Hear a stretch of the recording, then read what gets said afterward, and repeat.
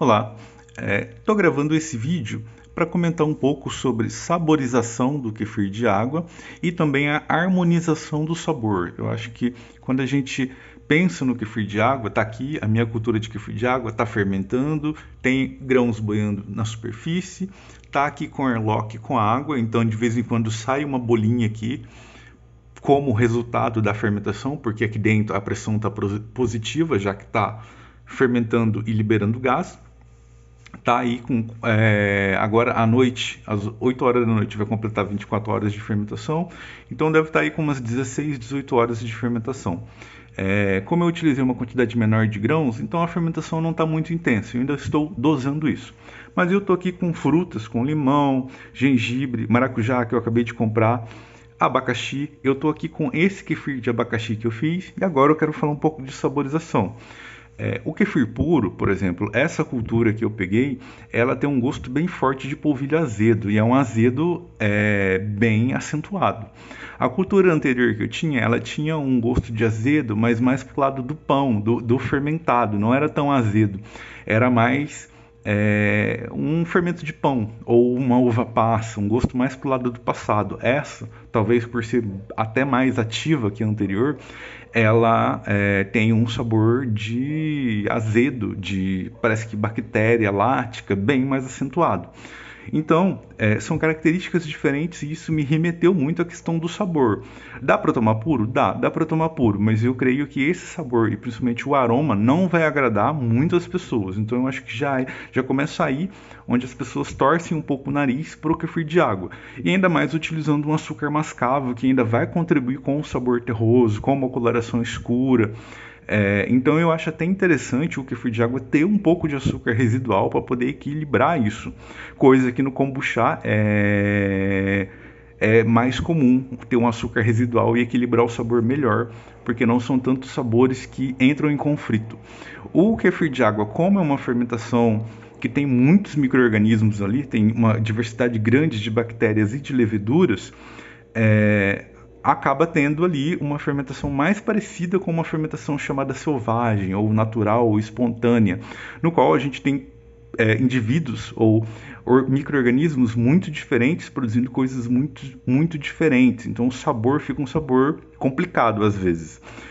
E aí é interessante a gente saborizar. E para saborizar, é interessante utilizar frutas que a gente tem à nossa disposição. Eu fico pensando, por exemplo, quem mora no sul do país tem a disponibilidade de uvas. Então, se conseguir pegar uma uva moscato, que ela é uma uva mais doce, mais floral, consegue fazer aí uma calda com essa fruta, ou mesmo fazer o suco ferver junto com a casca e botar para saborizar, vai dar uma bebida muito interessante. Mesma coisa quem mora no Nordeste, que tem acesso a caju, a polpa do caju, ou mesmo uma cajuína ou um xarope de caju, consegue fazer uma bebida muito interessante. Por exemplo, quem mora em Minas, que tem acesso à amora, que é uma amora, framboesa, que tem a coloração, o mesmo morango, dá para fazer umas bebidas muito interessantes. Então, o legal é fazer a bebida com o que a gente tem acesso.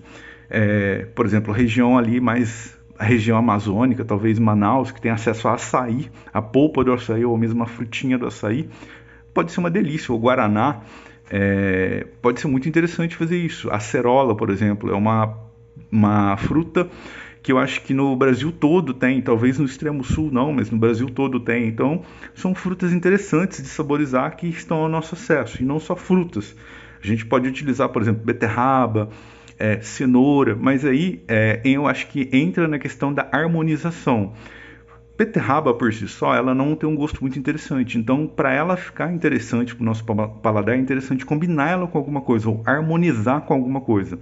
Como a beterraba tem um gosto terroso, eu penso que beterraba com coisas mais ácidas ou mais fortes, marcantes, fica interessante. Então, por exemplo, beterraba e limão, beterraba e abacaxi, pode ficar interessante. A beterraba pura eu não acho que fica muito interessante, não. Agora, essa harmonização seria uma harmonização que eu falo por contraste. E, por exemplo, uma harmonização por similaridade, que seria diferente de contraste, por exemplo, eu pegaria beterraba e cenoura. Não seria uma... Tipo, tem gostos parecidos, são matérias-primas parecidas, mas não teria assim uma coisa que eu falo que daria sabor. Pode ser que funcione, mas eu não acho que ficaria interessante. Então, eu acho que na hora que a gente pensa na saborização do kefir de água, ou kombucha ou qualquer outra bebida, a gente tem que pensar nisso. Como o sabor vai harmonizar. E não só as frutas, mas também tem que harmonizar com o sabor do líquido. Então, é uma harmonização de contraste ou de semelhança. Por exemplo, aqui eu tenho o limão e o maracujá. Eles são meio que semelhantes. Então, se eu faço uma mistura, eu acho que não vai ficar muito interessante. Como o maracujá é muito característico, o limão é muito característico, o abacaxi é muito característico, eu acho que são sabores que dá pra gente utilizar puro. Então, só maracujá, só limão. O limão, eu acho que é meio que um caso à parte, porque tem vários tipos de limão, mas só abacaxi. Ao mesmo tempo, eu posso fazer aí uma harmonização por contraste. Por exemplo, abacaxi e hortelã. Eu acho que eu tenho chá de hortelã aqui. Aqui eu tenho hortelã seco, e o ideal é fresco, porque nessa harmonização por contraste, eu pegaria algo cítrico, uma fruta, bem frutada, né? Com algo mais herbal, que seria hortelã fresca, para trazer um frescor, e adicionaria aí no kefir de água. Então, esses dois sabores combinados, eles conseguiriam diminuir a percepção, ou se sobrepor o sabor terroso, o sabor azedo, algum aroma meio desagradável do kefir de água.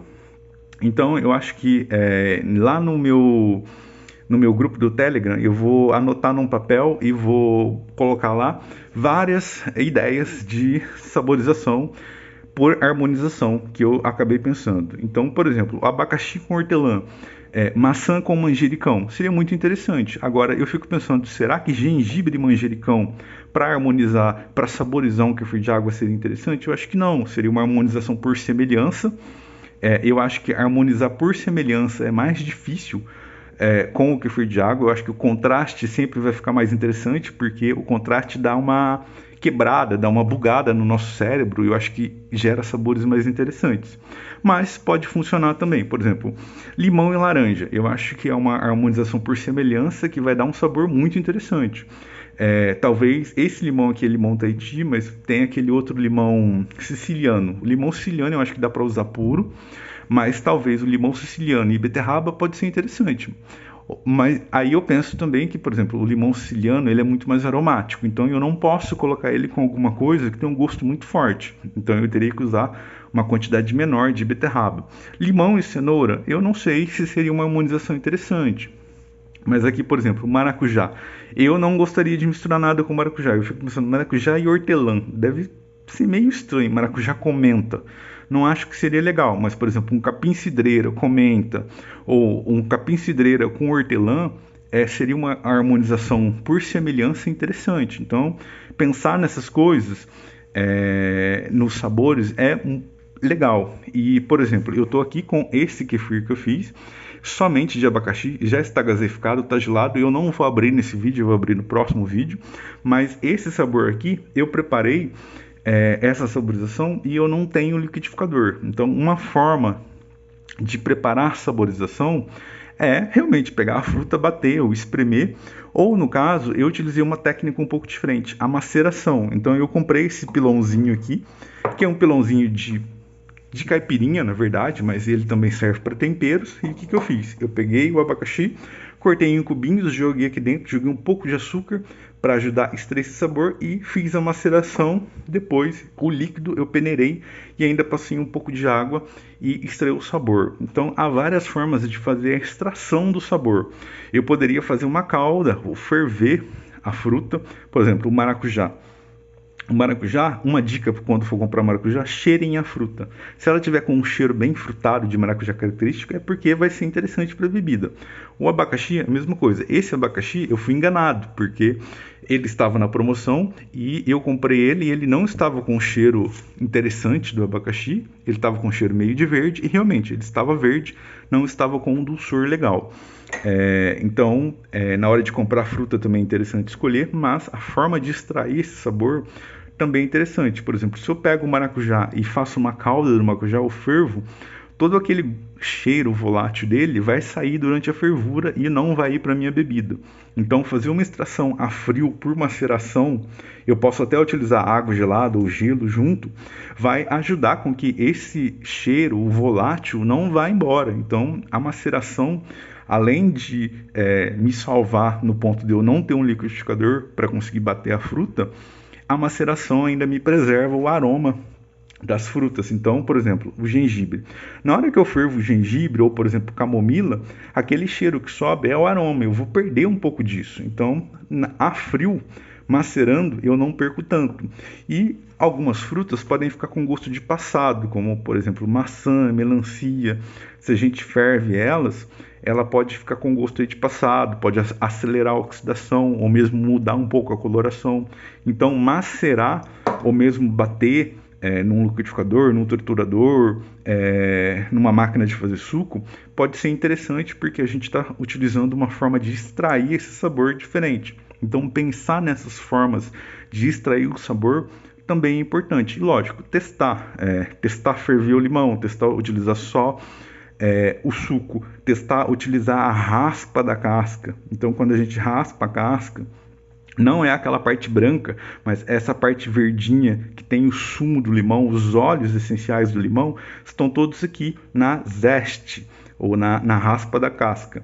E isso é muito aromático e saboroso. Então, testar isso em combinação com o suco pode ser muito interessante. Pode ser melhor do que, às vezes, o suco do limão.